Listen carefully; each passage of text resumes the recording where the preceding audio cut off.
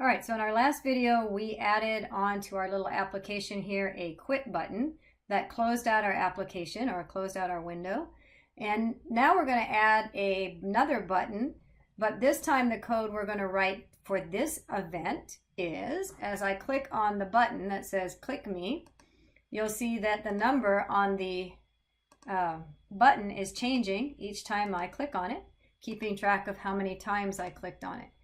And I don't have a way to reset it, but for the moment, this is all we need to focus on is creating this button that as we click, it's going to increment by 1. So let's click quit out of here with our handy dandy little button we created. And we're going to go ahead and give that a whirligig. All right, so where did we leave off? We left off with this pretty screen. Doesn't do anything when we click in here, but we put a quit event. We put a event on our quit button that enabled us to close out our application. All right, so let's add on to what we've got going on here. And this time we're going to create what we're going to call it, an incrementing button.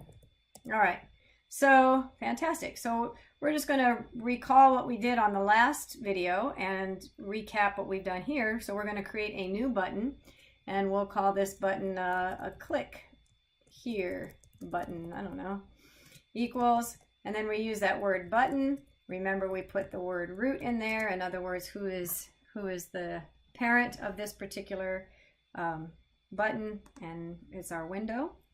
Let's see. Then we're going to put text equals click me. And remember that we are going to put a command on it now. So we're going to assign it a method that we're going to write. In order to, when the user clicks on the button, this method is going to get run, or fired is what we call it. All right, so we'll call it, add button. Add, I don't know, add to button. Call that, that's a great name for a method. Remember that I'm not going to put this parentheses on it, because parentheses indicates that as Python reads this line, it should run that method immediately. We don't want that to happen. We just want to say, when someone clicks this button, go find a method that we've named add to button, and then do the code that corresponds in that follows in that method. All right. So at the moment, recall that this button isn't going to be on our window yet because we didn't stick it there. So we're going to do click here button.grid, and then let's give it. So this is we've currently. Well, let's see. Let's just stick it up there for now, and then we'll figure out where we're going to position it. So let's run it and make sure that it's getting up there, and it looks like I've got an error. And I've got an error because I said to go find this method, but we didn't actually write the method yet. So let's take care of that before we worry about the grid.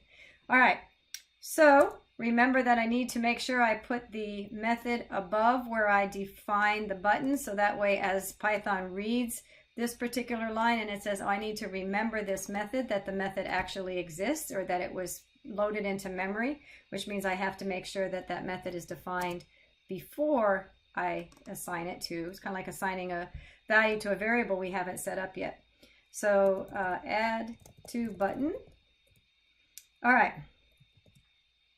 So now that should work. Let's just for now print in button method, just so we can see it working.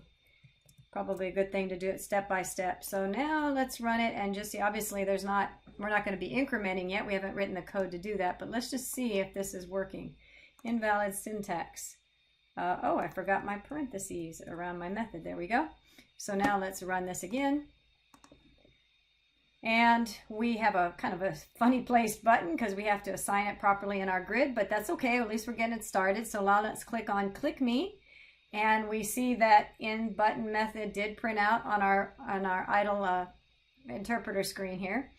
So that we know that this is working. So now we just add some code to make this make sense. All right. We want to remember, this is back to our lesson about scope. I want to make sure that, well, let's see, if I just put in click count plus equals 1. Well, I know I have to define it beforehand, right? I have to initialize it to 0. So I don't want to initialize it to 0 in here because then it'll keep resetting it back to 0 every time I'm in there. So let's see. How about if we initialize it to 0 out here? Click count equals 0. Will that work? Let's run it and see what we get. So when we click the button, oh, we're definitely getting an error, and the error is that local variable click count is referenced before assignment, but I made an assignment. Remember that when you're inside of this method, that method can't see this variable unless we specifically say use the variable that's outside of this method. In other words, that's where that global comes in handy. So we'll say, spell it correctly. So we'll say, please use you'll find the variable outside of this method, and to please go ahead and use that one, which we initialized to 0. So now this part should work. And instead of print, let's do this. Let's print out the click count so we can see if this is in fact working. All right, so now I'm going to run it and let's see what we get. Invalid syntax, that's never any fun. Oh, right, because I can't global a click count at the same time I'm incrementing it. If I'm going to use the word global, I have to start it has to be by itself, global click count. So now I'm saying please use that click count that's been initialized and defined outside of this method. That's what the global means.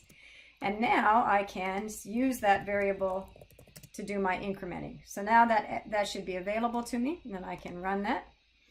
And if I click on click me, 1 got incremented. That's good. So I'm going to try it again. Looks like it's getting incremented. It just keeps printing it out. 3, 4, 5. Apparently it's working. So we're getting closer. Okay, so what's next? So we want to, the examples showed instead of it printing to the screen here that it actually updated the button.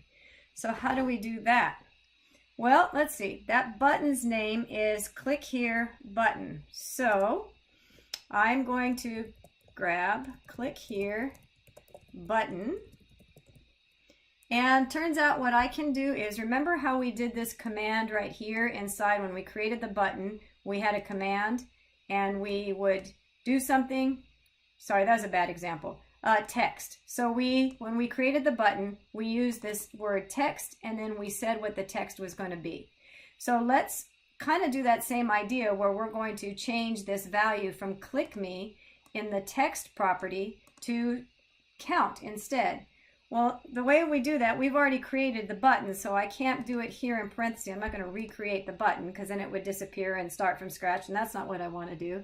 So what we can do is we can use a method called configure, which is doing exactly that. So now I can say text equals click count. Oops, not in parentheses because I'm using a variable, click count.